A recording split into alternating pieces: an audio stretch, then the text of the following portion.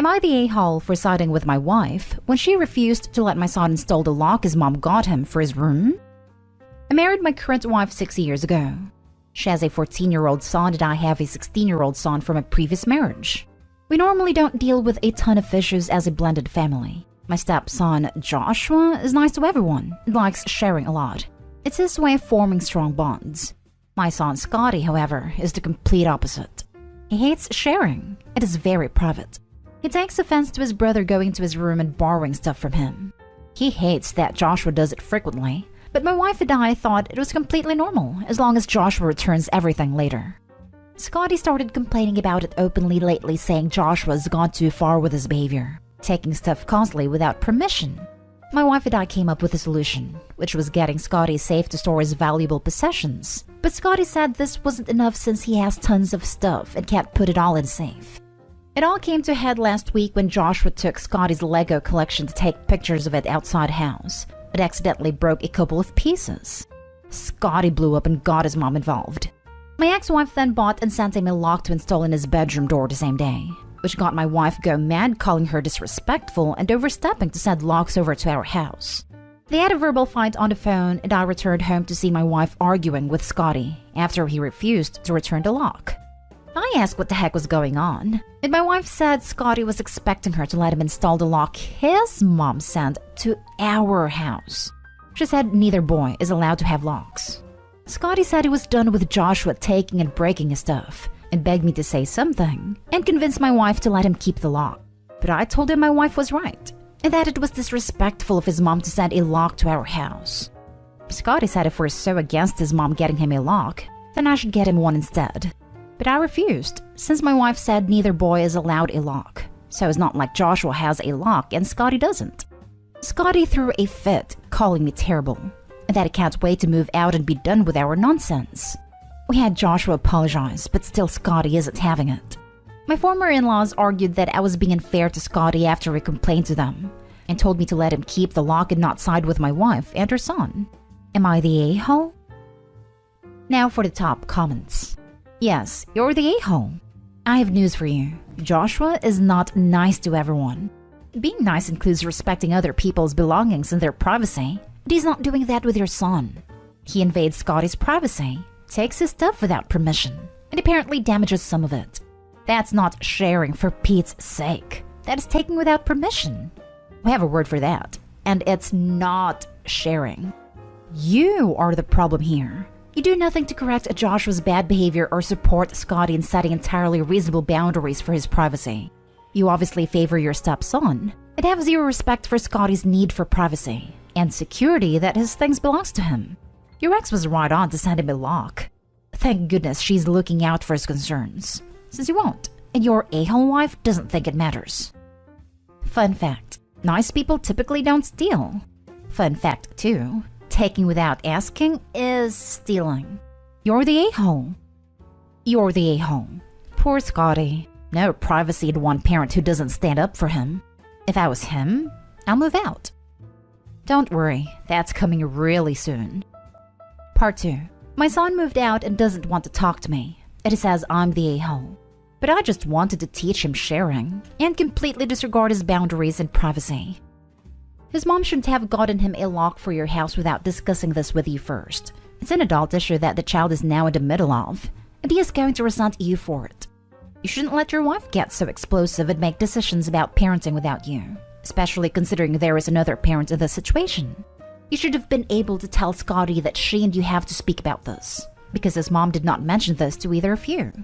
At the end of the day, the lock should go on Scotty's door. He feels disrespected, and like he has no place he can go to be safe. With that being said, you can make a rule. If it's a lock with a key as opposed to one you can open with a coin, you, his father, will need to have a copy of the key as well, in case of any emergencies. As well, you will need to emphasize to him that he is not to have his room locked all hours of the day when he is in there. Set boundaries with your son and explain to his mother that she overstepped, and to please discuss this next time. What's stopping his wife from taking that key and unlocking the door for her son to resume stealing when Scotty is at his mom's or away? She can't be trusted to respect boundaries, and Obi has proved he has no backbone when it comes to her. Next story. Am I the a-hole for not letting my wife parent my daughter? My wife and I, both 38, married a year ago after dating for 2. I have a girl from a previous marriage, Zoe, 15, and wife has a son, Saul, 16. My wife comes from a Mexican, deeply religious family. I'm an atheist, and so is my ex-wife. That means that we don't force any religion upon Zoe. But if she feels drawn to any of them, then we're more than okay with letting her find her own spirituality. My wife feels different. She has raised Saul to be Catholic, and my stepson has told her that as soon as he turns 18, religion is over for him. And that every time my wife tries to bring him closer to our God, it only draws her further away. I've tried to talk to my wife, but she refuses to listen and claims that Saul is her son, so the final decision comes from her and her family, not me. I had no other choice but to back off. But then my wife started to make some remarks about Zoe not being close to God and that we had to do something to save her. I said that my ex and I decided to let her do her thing in that matter long ago, and that my daughter wasn't damned in any way. Recently, Zoe got a boyfriend, and my wife is pretty much against the matter. She has tried to tell her that she's too young, that she shouldn't be doing that, because in the eyes of God, she was getting strained. Zoe tries to be polite most of the time, but told me that my wife is being misogynistic and that she feels disrespected. Every time that happens, I cut my wife off. Things blew up when my wife found out that Zoe wasn't pill. I was outside with Saul fixing my bike when I heard her yelling at Zoe. We both got in and I saw my daughter on the couch crying. My wife was going at her pretty hard. She called my kids some pretty nasty choice words and called me an a-hole parent for letting my daughter sin so young. But the thing is that Zoe's on a pill for something regarding her period, and not because she's sexually active. Her mom took her to the doctor and told me a few weeks ago. Zoe ran to her room and my wife asked me why I never told her, and I said that I didn't think it needed to because it was my daughter's privacy. She said that I'm not letting her parent my daughter, but I told her that as long as she tries to force religion on a kid, parenting is not a choice. Now her family's at me for letting my daughter take the pill and that it's only an excuse to sleep with his boyfriend. They said that she has to deal with her period naturally, but I don't agree. I am going to give a judgment for this question. Not a hole. You should support your daughter. She's old enough to know her own mind about religion. If the doctor prescribes her the pill for period reasons, that is no business of your wife and certainly not of your in-laws. She's old enough to have medical privacy. But dude, you're a total a-hole for marrying this woman. How did you not have a conversation about religion and about how much input you get into raising each other's kids? These are two of the biggest topics any marriage will face, and you seem to be completely shocked that your wife has gone down this path. I have a feeling you blew through a ton of red flags on the way to the altar. Not a hole. She said Saul is her son, so the final decision comes from her and her family, not me. So by her own logic, she needs to back off your daughter. Honestly, after she was shouting at your daughter, I would have left her. Maybe not for good, but until she got her act together, and probably some therapy. I drove Zoe to her mother, but I didn't want to leave Saul alone with her, so I stayed. I can't take him with me, so I'm doing the best I can for both kids. Everyone sucks here. You entered into a marriage with major incompatibility issues. Now it's negatively affecting your daughter. Well done. People with different religious beliefs and practices can 100% be in committed relationships together, as long as they respect each other's beliefs. From the way it sounds, Opie and his wife have been more than fine together for quite a while, and his wife's attitude has gradually become more disrespectful, with a sudden and full-on lurch into screaming at his daughter over it. Opie isn't the a-hole for that, but with the way his wife is acting now, he needs to consider his options for protecting his daughter. Not the a-hole. Perhaps they can. However, it isn't the case in this scenario. Next story is titled, Am I the a-hole for punishing my daughter this way for what she told her blind dad? My husband Rod, 52 male, is legally blind. He is not completely blind, but close. It's not a genetic issue, but a brain injury that happened when he was a baby. Rod is completely independent, but needs a little bit of help for reading small letters, cooking, typing on a computer, etc. Rod, in my opinion, is a great father and husband. My daughter Raina, 15 female, has always been a little resentful of Rod. Growing up, she didn't have the normal father-daughter experience. Raina's always been into sports, but because of Rod's incapacity to engage in physical activity that involves coordination, they were never able to bond over that, and Raina never forgave Rod for it. My husband feels especially guilty about this. Reina is going through her angsty teenager phase. She has been acting out, is rude with everyone, especially my husband. Reina likes upsetting Rod, and he never defends himself, so he's the perfect victim. We were going in our first family outing since the global panini started. To go out, Rod uses this big, chunky glasses that makes his eyes look huge, almost like a caricature. My husband is super insecure of his appearance when he uses them, and our family knows it. My daughter comes downstairs and with the most offended tone of voice she says, "Oh my God, Dad, are you trying to embarrass me? Your eyes look horrendous with those glasses on." I was pissed. I canceled the outing and told her to go to her room and to not come out until dinner time. Reina is big into her appearance. She wears colored, graduated contacts because, ironically, she needs to wear glasses, but she hates wearing them. She isn't uncomfortable wearing them or gets any headaches.